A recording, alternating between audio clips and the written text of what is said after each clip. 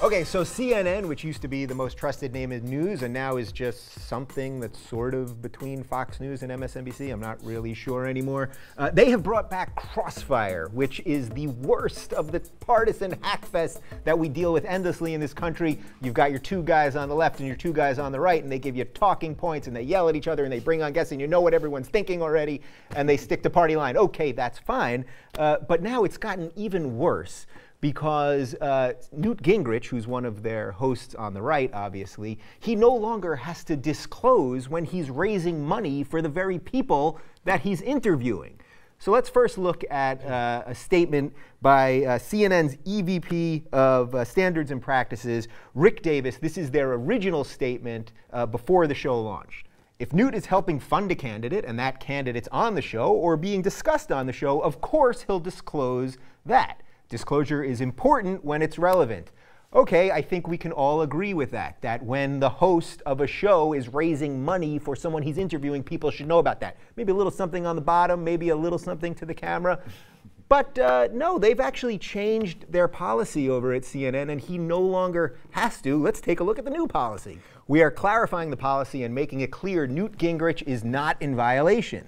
The policy: if a Crossfire co-host has made a financial contribution to a politician who appears on the program or is the focus of the program, disclosure is not required during the show since the co-host's political support is obvious by his or her point of view expressed in the program.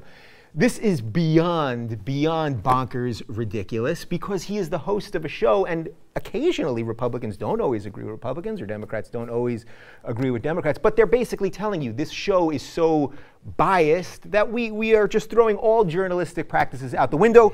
I know for a fact here at TYT we would never do that. Cenk would never let me do it. He would never do it himself. Jayar, I'll start with you on this one because you are a TYTer.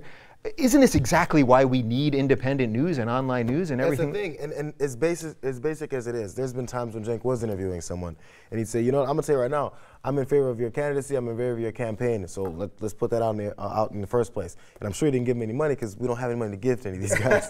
So, or the raising of money. The most money-raising thing we have, or fundraising we do, is for Wolfpack, which has been repeated over and over again throughout the whole situation. But so when it comes to this is just protecting we have Newt Gingrich. We can't lose his perspective, because that's awesome.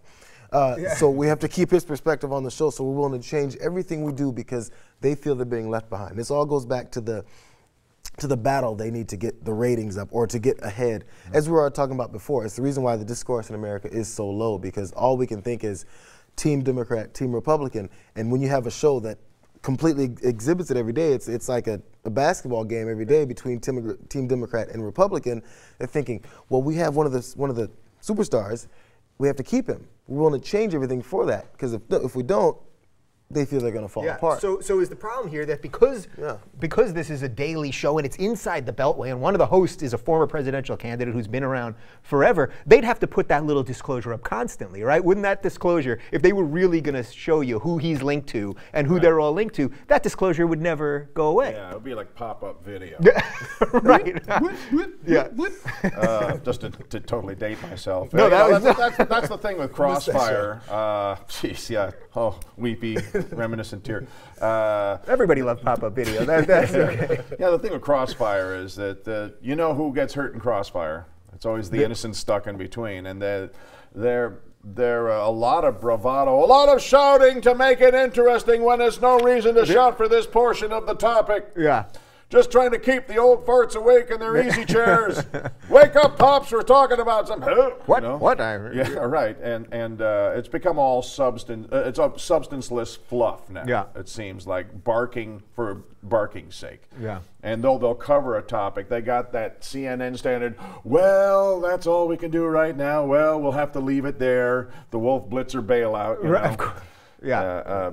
And when you just look at their sponsors, and you just see who runs the whole operation, how could they? Yeah. So how could they possibly not be abridged at this point? Yeah. So whose fault is this, though? Is it this television networks? Is this CNN's fault because they're really backtracking on pretty basic journalistic standards that you have to? It's really low fruit. Or is this really the fault of the political machine because everybody is connected Or is it a combo, or am I missing something Yeah, altogether? I want to put all of it on CNN because, I mean, you already had your general practices, you had your guidelines for what you would normally follow.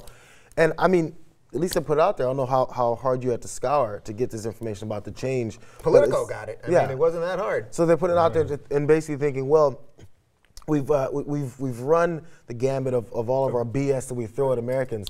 So if we change our policies and say we're not going to keep telling you how we're breaking the rules that we set up in the first place, they're going to forget about it in a week because they really don't care. Because all they care about is seeing more people yell at each other. Yeah. We need that rather than real practices. Yeah, so then is the other problem here that these guys, they're all friends too. You know what I mean? It's not just about money, but everyone you see on CNN constantly, they're playing golf together, they're doing the White House correspondence. They all want to be invited to the same parties and go to the same dinners. And they put a puppet show on for the kids. Yeah.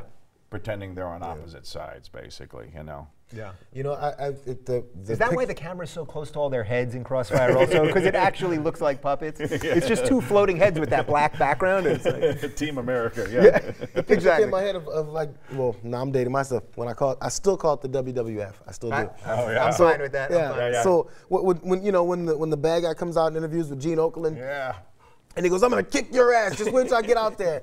And then, you know, off screen, they're the best of friends. There's been guys that said the bad guys of wrestling are the nicest guys. And a lot of times the good guys of wrestling are actually assholes in real life. Right. And really, the bad guys are the nicest ones you'll meet in person. So they're out there to do the thing. So they can't, you know, there's a show.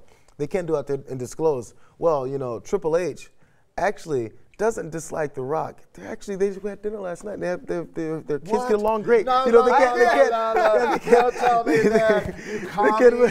You're trying to take apart my belief system. Yeah, and on that note, I'll date myself and let you all know that I learned my entire political philosophy from Jake the Snake Roberts. Hey guys, the Rubin Report is brought to you by Coupaw.com. They've got 75% off dog and cat chews, toys, accessories, home goods, and more. Use code RR for 20% off your next purchase. The link is right down there.